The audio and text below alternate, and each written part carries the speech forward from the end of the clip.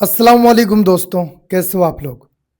Ministry of हज and उम्राह का एक नया वार्निंग आया है फाइन ओवर स्टेयर्स और ओवर स्टे करने वालों के लिए।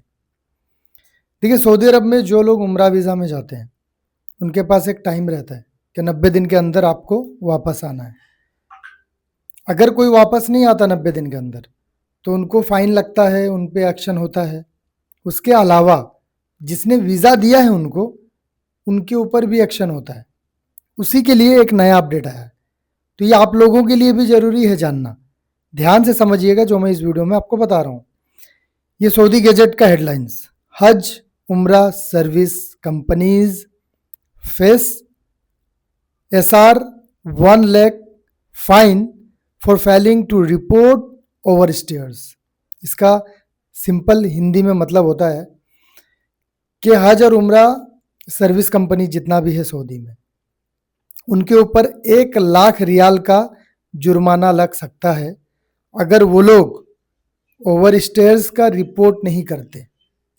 इसको और सिंपल तरीके से जानते हैं, जिनको भी हज का या उम्रा का वीज़ा दिया जाता है उसका पूरा जिम्मेदारी कंपनी होती है, जो कंपनी से वीज़ा इशू हुआ है। आप अगर उम्रा वीज़ा कहीं से लोगे तो देखना उम्रा वीज़ा में कंपनी का नाम लिखा हो रहता है, ऑपरेटर नेम। तो वो मसूल है आपका हर चीज़ के लिए। खुदा ना करे वहाँ पे अगर आपका डेथ हो जाता है तो कंपनी के बिना आप अपना बॉडी को भी इधर उधर नहीं कर सकते। यानी बहुत रिस्पॉन्सिबिलिटीज़ होती है। सिर्फ इसी पे अभी हम बात करते हैं, ओवर स्टे पे।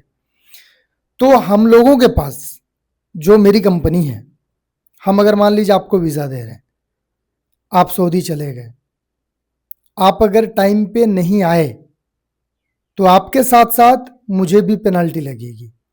पहले ये 50,000 रियाल था, अब ये 1 लाख रियाल हो गया। आपके ऊपर भी ये लागू होता है। 1 लाख रियाल आपको भी लगेगा, 6 महीने का जेल होगा और आप लाइफ टाइम सऊदी अरबिया से बैन हो जाओगे। ये एक्शन आपके ऊपर है। लेकिन उम्राह कंपनी को ना थोड़ा सा एक्सेप्शन मिलता है। क्यों? क्योंकि हम लोग बिजनेस पार्टनर है ना हज मिनिस्ट्री का। क्या एक्सेप्शन मिलता है? हमें ये रिपोर्ट का ऑप्शन दिया गया है, इसीलिए मैं ये वीडियो को बना रहा हूँ। देखिए यहाँ पे लिखा हुआ साफ साफ, failing to report over stairs.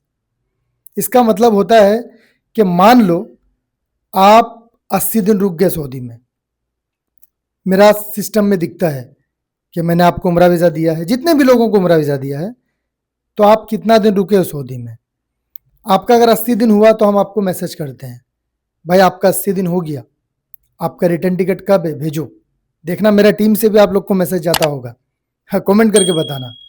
फिर आप बताते हो कि हाँ भाई हमारा जो है ना 5 दिन के बाद रिटर्न टिकट है, आप टिकट हमें शेयर कर देते हो, यानी 85 डेज में। कोई दिक्कत नहीं है। कई बार क्या होता है, कुछ लोग बोलते हैं भाई हमारा 88 डेज में रिटर्न है, टिकट भी भेजते हैं हमें। मैं देखता हूँ टिकट हाँ सही है, 88 डेज में कुछ लोग नहीं निकलते, वो 89 डेज दिख जाता है सिस्टम में। फिर उनको मैसेज करता हूँ, भाई 89 डेज हो गया, आप निकले नहीं, क्या हुआ? तब वो कुछ बोलता है फ्लाइट कैंसिल हो गई या कुछ भी, दिस दैट रीज़न देता है। अगर जेन्युइन रीज़न होता है तो हम वो चीज़ को एक्सेप्ट करते हैं। और कुछ लोग अगर हमें रिप्लाई करना ही छोड़ देते हैं, मतलब कुछ लोग भगोड़े भी होते हैं, उम्राह वीज़ा लेके वो लोग काम करने लग जाते हैं, सऊदी में कहीं पे छुप जाते हैं, इलीगल एक्टिविटीज़ करते हैं।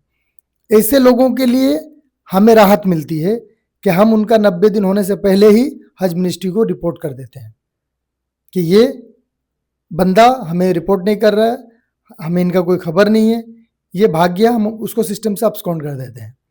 इससे क्या होता है ना, हमें जो फाइन आना रहता है, हमारे ऊपर जो एक्शन होना रहता है, उससे हम बच जाते हैं। उसी चीज का ये रिमाइंडर है कि failing to report overstayers. अगर कोई रिपोर्ट करना भूल जाए या रिपोर्ट ना करे और उसका बंदे का ओवर स्टे हो जाता है तो कंपनी के ऊपर 1 लाख रियाल का फाइन होगा। तो मुझे नहीं लगता है कि कोई भी कंपनी इसको इतना हल्के में लेगी और भूल जाएगी। इसलिए आप लोग भी ध्यान देना, खाली कंपनी का न्यूज़ में मत देखना, आप लोगों के साथ भी क्या एक्शन होता है मैंने स्टार्टिंग में बता दिया। और ये वीडियो को ज़्यादा से ज़्यादा शेयर कर दीजिएगा, क्योंकि मुझे नहीं लगता इतना डीप रिसर्च करके किसी को कोई जानकारी देता होगा यूट्यूब में। अपना ख्याल रखें। Thank you so much for watching.